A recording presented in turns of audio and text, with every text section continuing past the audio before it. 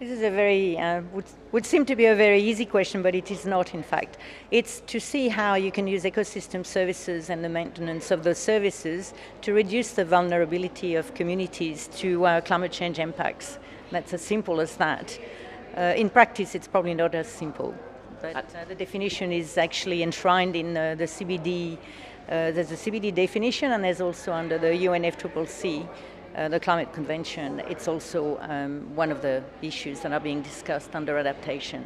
And in our quest to simplify everything, ecosystem-based ecosystem services are those services, am I right, that nature provides us, like clean air and fresh water?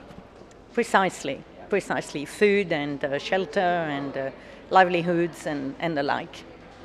And why is ecosystem-based adaptation so important, so effective, if that's the right word, on island states? Well, one of the major reasons why these sorts of approaches to climate change adaptation are important on islands is first because islands are very important ecosystems from a biodiversity point of view. They're globally very important. They're also extremely vulnerable to climate change. And local economies and societies of islands are very strongly dependent on the biodiversity. And so those approaches are actually quite relevant and perhaps more prevalent on islands for that reason. And you find that island countries and territories are very keen on those approaches. And in your research, which islands in particular have you focused on, and what have you learnt about these this sort of approach to adaptation? Well, we haven't focused on any specific islands. What we did is look at a range of activities that are taking place across islands rather than, and we looked at about 35 case studies.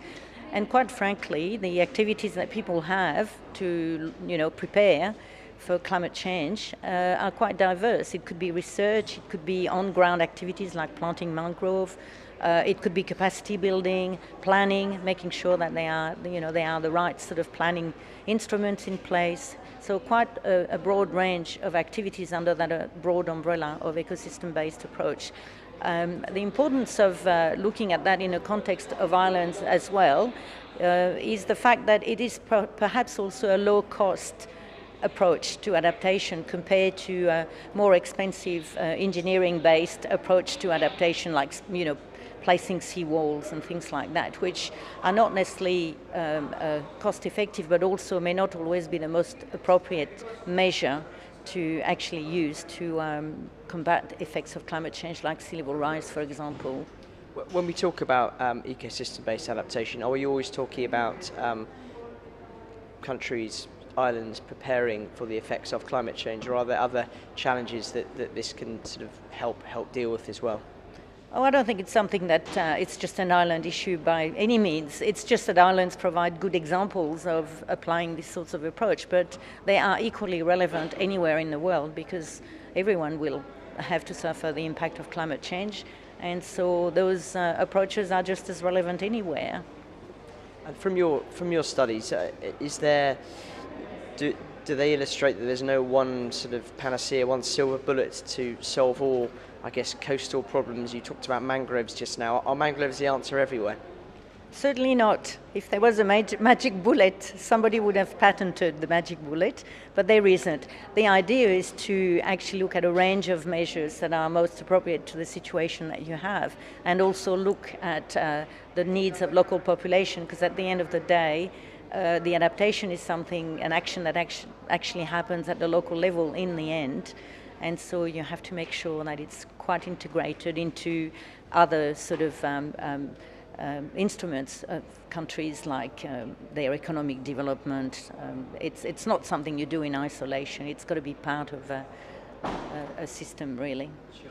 And I guess a final point, when we talk about all these measures, they need financing. Is it easy to demonstrate how effective ecosystem-based adaptation measures are? Because if we build a seawall, we can see it instantly. We can sort of have it up in a month.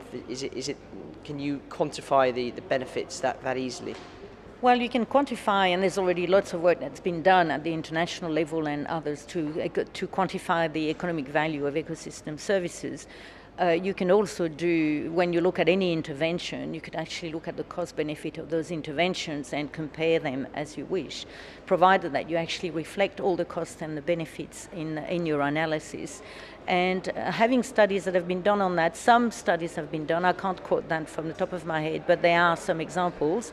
The international study that's been done more broadly on the valuation of ecosystem services, the TIB study that you can find on the web, actually is probably the latest, more comprehensive overview of these sorts of approach to actually include ecosystem services in decision making.